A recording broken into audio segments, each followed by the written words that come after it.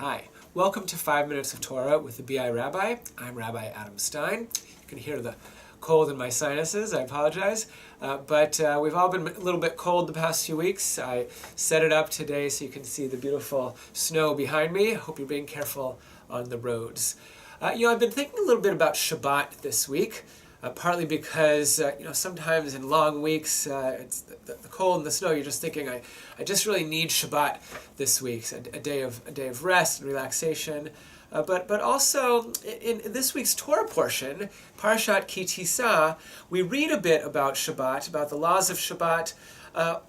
There's some other big important things. You'll hear about them on Shabbat, at the Bat Mitzvah in this parasha. But we're talking about the tabernacle, the building of the tabernacle, and then the Torah sort of interrupts itself to tell us, to just remind us about Shabbat. It says, nevertheless, in Hebrew, means sort of nevertheless you must keep my Sabbaths, meaning God's Sabbaths, the Shabbat and the holidays.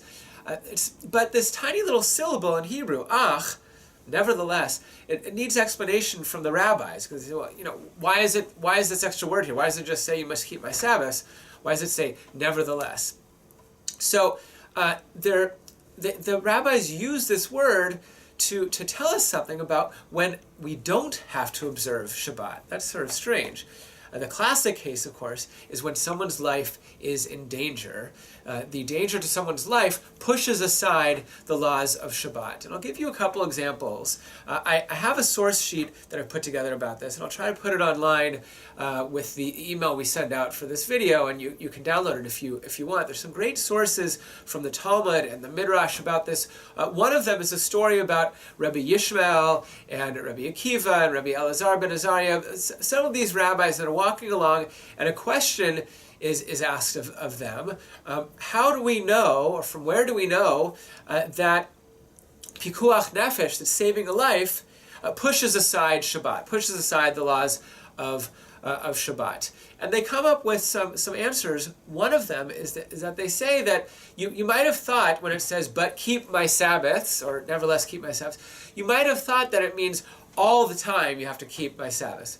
They say, no, this word nevertheless, they say this word comes to qualify and restrict the times when you have to keep the Sabbath. That there are circumstances when you have to keep Shabbat and circumstances when you must not keep Shabbat, when you actually have to desecrate Shabbat.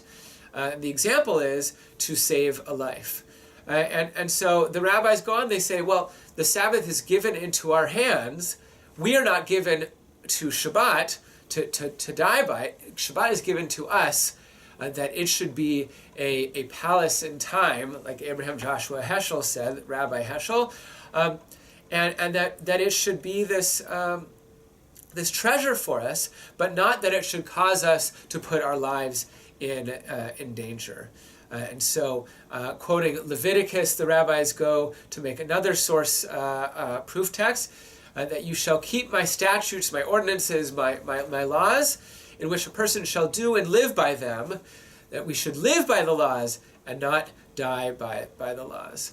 So it's a very powerful text here, reminding us that sometimes the laws need to be looked at carefully, and we need to take into account the situation, especially when someone's life or health is at risk. And speaking of observing Shabbat, we do that every week in our community, in the conservative movement, and there are people in other movements, such as the Orthodox world, who observe Shabbat as well, and in certain ways that are very fascinating, such as the ultra-Orthodox or Haredi world. And many of you have been watching this show on Netflix called Shtisel. We had a great discussion led by Gaynor Levine and Rabbi Infeld this past Monday, the 18th, about this Netflix show from Israel called Shtisel, about this ultra-Orthodox Haredi family in Israel. And the second installment of this discussion is on the 25th. this coming Monday. Hopefully the snow will be gone. We had a great crowd last time. There'll be refreshments again, so Monday evening, the 25th. Also, the second installment of Rabbi Infeld's history lectures, this one on prostitution, boxing, gambling, slavery, and other illicit activities in Jewish history. That's on March 4th. So I wish you a Shabbat Shalom, not too cold, hopefully a little warm, and taking our lives and our health into account. Shabbat Shalom.